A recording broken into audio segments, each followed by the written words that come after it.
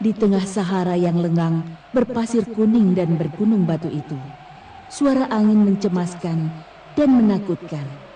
Seakan-akan padang pasir ini diciptakan menjadi tempat yang sunyi dari kehidupan. Tiba-tiba saja terjadi pergantian cuaca. Warna langit telah berubah.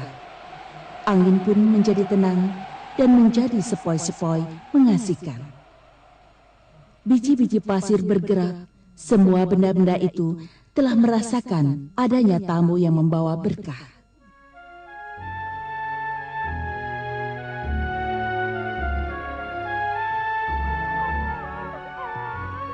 Bersamaan dengan tangisan seorang bayi, tanda-tanda menakjubkan dan mengagumkan kelihatan di tengah padang pasir yang membisu.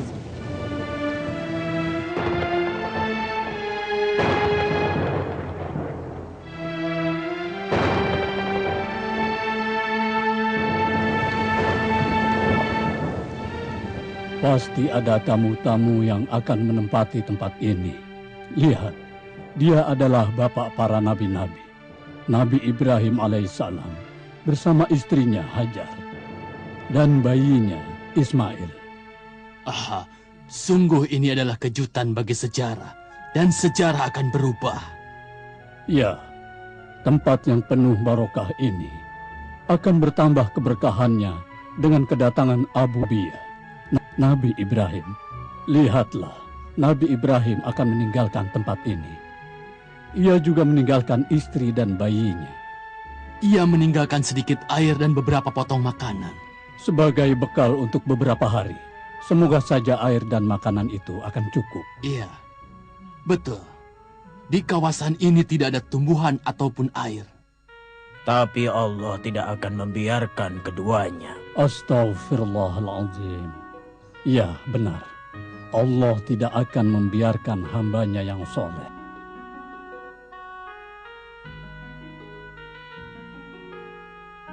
Aku mendengar Siti Hajar berkata, inilah sisa air yang ada pada kami. Dia berkata, begitu sambil menyusui anaknya.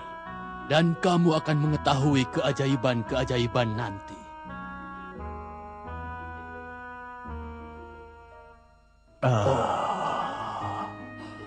Kalau begitu, ayo kita tidur dulu.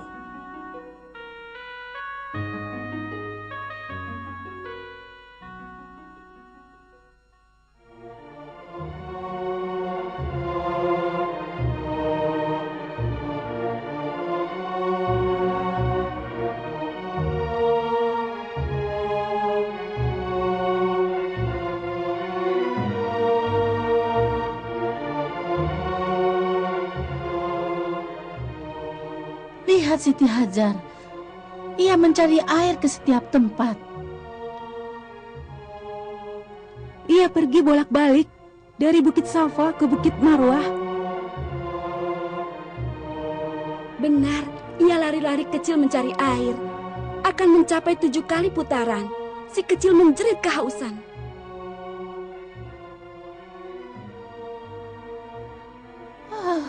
tempat air sangat jauh dari daerah ini. Mereka benar-benar dalam kesulitan. Ini benar-benar mukjizat.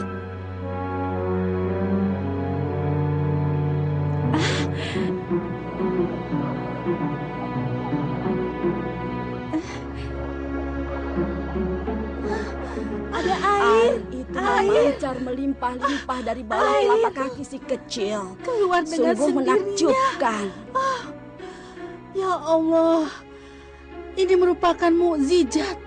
Tidak seorang pun akan membenarkan apa yang telah terjadi. Ibunda Hajar sujud syukur kepada Allah atas air yang dikaruniakannya. Kami akan selalu berada di samping ibunda dan anaknya yang membawa berkah ini. Iya. Kami tidak akan meninggalkan tempat itu. Airnya sungguh banyak sekali.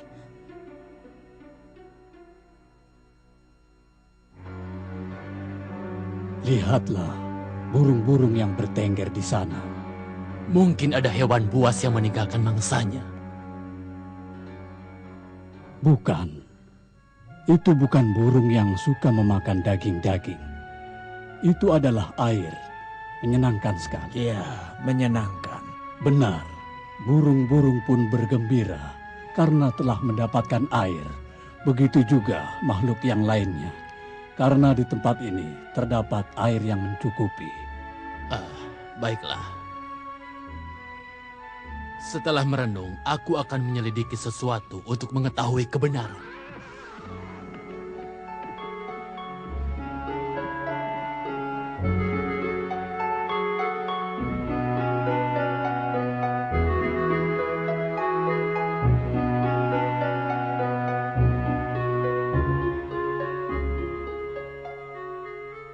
Alangkah nikmatnya air ini. Bagaikan air surga. Siapa itu? Anak kecil dan seorang ibu. Pasti mereka berdua orang yang diberkahi. Sepertinya mereka adalah nabi. Aku harus segera kembali menemui suku.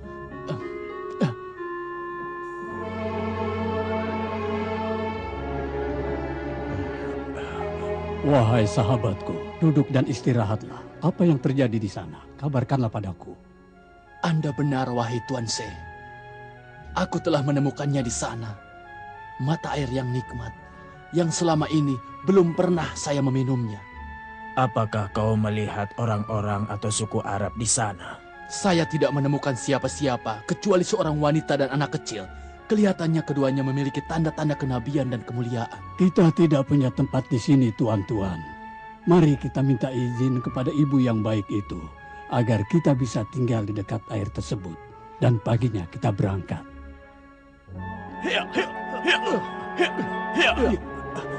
Ayo cepat sedikit.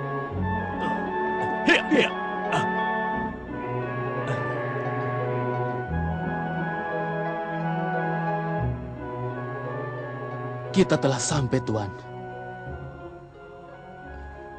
Mari bersama dengan saya, minta izin kepada wanita yang baik hati itu, pemilik air itu.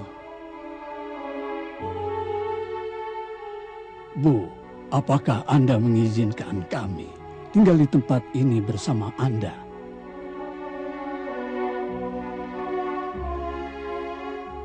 Ibunda yang baik hati dan arif itu mengatakan, silakan. Terima kasih, wahai ibu yang diberkahi.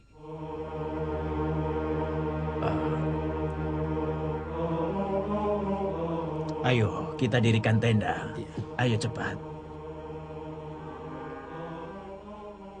Bismillahirrahmanirrahim. ربنا إني أسكنت من ذريتي بواد غير ذي زرع عند بيتك المحرم ربنا ليقيموا الصلاة فاجعل أفئدة من الناس تهوي إليهم وارزقهم من الثمرات لعلهم يشكرون صدق الله العظيم. Dengan menyebut nama Allah yang Maha Pengasih lagi Maha Penyayang. Ya Tuhan kami, sesungguhnya aku telah menempatkan sebagian keturunanku di lembah yang tidak mempunyai tanam-tanaman di dekat rumah Engkau yang dihormati, agar mereka mendirikan sholat. Maka jadikanlah hati sebagian manusia cenderung kepada mereka, dan beri rizkilah mereka dari buah-buahan. Mudah-mudahan mereka bersyukur. Maha benar Allah dengan segala firman-Nya.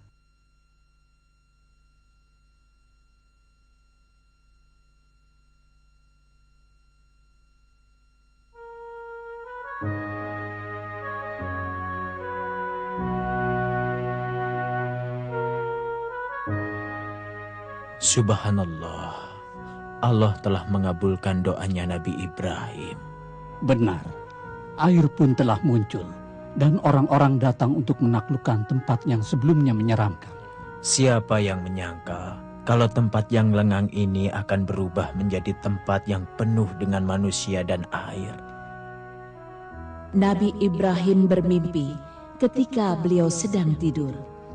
Ia akan menyembelih anak satu-satunya dan buah hatinya, Ismail alaihi salam. Dan mimpi seorang nabi itu benar. Kemudian ia beranjak menuju anaknya, Ismail, untuk memberitahu tentang mimpinya itu. Dan persis seperti perkiraannya, Ismail tidak menolak untuk disembelih dan bertawakal saja kepada Allah. Ia pun berkata kepada ayahnya, "Lakukanlah apa yang diperintahkan, wahai ayahku. Niscaya kau akan menjumpaiku seorang yang sabar dan tidak menentang, karena aku beriman kepada Allah." Setelah Nabi Ibrahim alaihissalam menghunuskan pisau untuk menyembelih anaknya, Allah menyeru dan memerintahkan agar ia menyembelih domba sebagai tebusan Ismail. Nabi Ibrahim dan Ismail tunduk sujud kepada Allah, bersyukur atas karunia yang diberikannya kepada mereka berdua. Hari itu menjadi salah satu hari raya umat Islam, di mana mereka juga menyembelih domba untuk memperingati hari tertebusnya Ismail alaihi salam. Bismillahirrahmanirrahim. وقال إني ذاهب إلى ربي سيهدين رب هب لي من الصالحين فبشرناه بغلام حليم فلما بلغ معه السعي قال يا بني إني أرى في المنام أني أذبحك فانظر ماذا ترى قال يا أبت افعل ما تؤمر ستجدني إن شاء الله من الصابرين فلما أسلما وتله للجبين وناديناه أن يا إبراهيم قد صدقت الرؤيا إنا كذلك نجزي المحسنين إن هذا لهو البلاء المبين وفديناه بذبح عظيم وتركنا عليه في الآخرين سلام على إبراهيم كذلك نجزي المحسنين إنه من عبادنا المؤمنين وبشرناه بإسحاق نبيا من الصالحين وباركنا عليه وعلى إسحاق ومن ذريتهما محسن وظالم لنفسه مبين صدق الله العظيم. dengan menyebut nama Allah yang Maha Pengasih lagi Maha Penyayang. Dan Ibrahim berkata, sesungguhnya aku pergi menghadap Tuhanku dan Dia akan memberi petunjuk kepadaku. Ya Rob, anugerahkanlah kepadaku seorang anak yang termasuk orang-orang yang soleh. Maka kami berikan kabar gembira kepadanya dengan seorang anak yang amat sabar. Tatkala anak itu sampai pada umur sanggup, berusaha bersama Ibrahim. Ibrahim berkata, wahai anakku, sesungguhnya aku melihat dalam mimpi bahwa aku akan menyembelihmu. Maka pikirkanlah bagaimana pendapatmu. Ia menjawab, wahai ayahku, laksanakanlah apa yang telah diperintahkan kepadamu. Insya Allah, kamu akan menemukan aku termasuk orang-orang yang sabar. Tatkala keduanya telah berserah diri, dan Ibrahim membaringkan anaknya. Dan kami panggil ia, wahai Ibrahim, sesungguhnya kamu telah membenarkan mimpimu itu. Sesungguhnya seperti itu kami memberikan balasan kepada orang-orang yang berbuat baik. Sesungguhnya itu benar-benar suatu ujian. Dan kami tebus anak itu dengan seekor sembelihan yang besar. Kami abadikan untuknya di kalangan orang-orang yang datang kemudian, yaitu kesejahteraan dilimpahkan untuk Ibrahim. Demikian kami memberikan balasan kepada orang-orang yang telah berbuat baik. Sesungguhnya ia termasuk hamba-hamba kami yang beriman. Dan kami sampaikan kabar gembira kepadanya dengan kelahiran Ishak, seorang nabi yang termasuk orang-orang yang saleh. Kami limpahkan keberkahan kepadanya dan kepada Ishak. Dan di antara anak cucunya ada yang berbuat baik, dan ada pula yang zalim kepada dirinya sendiri dengan nyata. Maha benar Allah dengan segala firman-Nya. Tidak kusangka tempat ini jadi begitu ramai. Ayo silakan diminum airnya. Ini dia Ismail telah datang untuk kita semua. Nabi Ismail sedang bersedih atas kematian ayahnya. Iya, seorang anak yang berbakti kepada orang tuanya.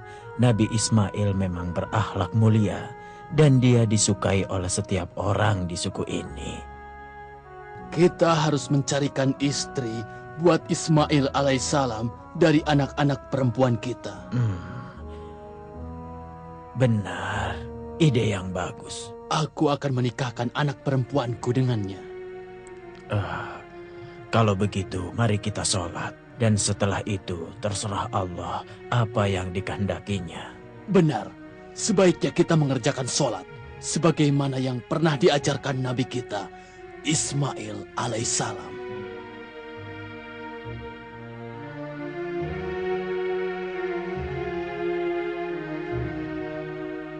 Beberapa tahun berjalan dengan cepat. Nabi Ismail telah menjadi seorang yang agung dan ia pun telah menikah. Semua orang menyukainya. Apakah kamu mengetahui kedatangan Nabi Ibrahim Abul Anbiya itu? Ia selalu mengunjungi anaknya Ismail alaihi salam.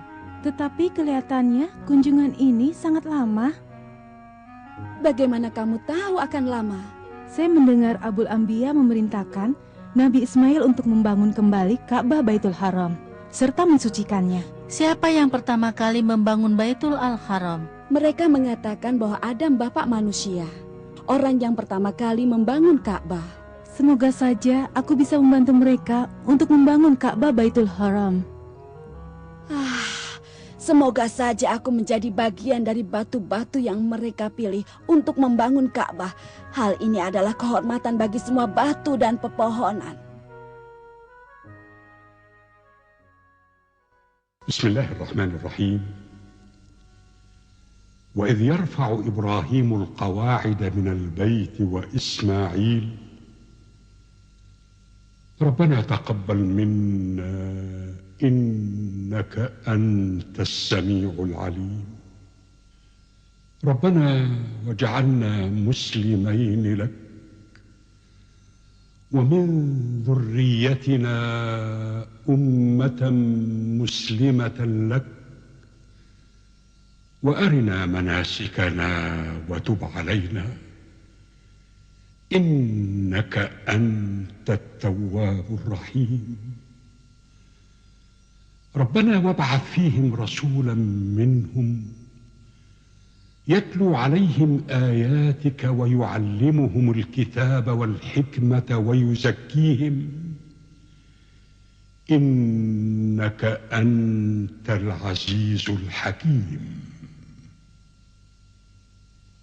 صدق الله العظيم. Dengan menyebut nama Allah yang Maha Pengasih lagi Maha Penyayang.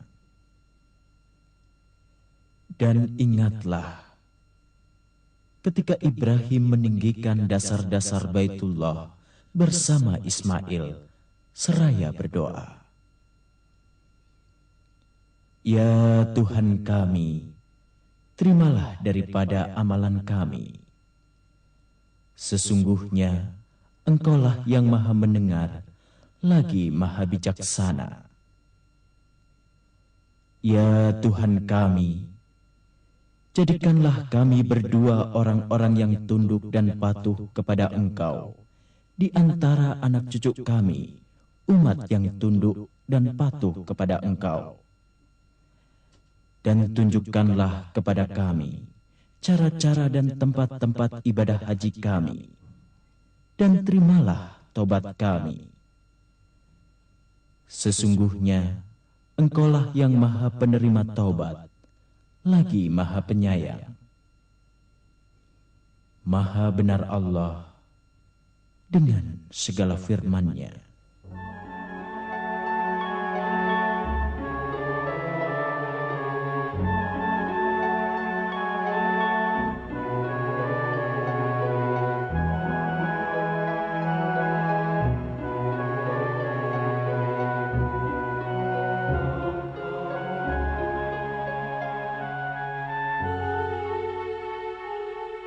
Lihat, Nabi Ibrahim Abul Anbiya dan Nabi Ismail alaihissalam telah selesai membangun Ka'bah. Sungguh mengagumkan. Sungguh bangunan yang besar sekali dan batu-batunya sangat kuat. Mereka berdua bekerja sendiri, membangun Baitullah tanpa bantuan siapa-siapa. Bangunan itu telah menjadi tempat sholat dan tempat berdoa yang penuh berkah. Benar, ini merupakan tempat yang berkah. Kita akan melakukan tawaf di Ka'bah itu, sebagaimana bapak kita Nabi Adam tawaf di sekitarnya.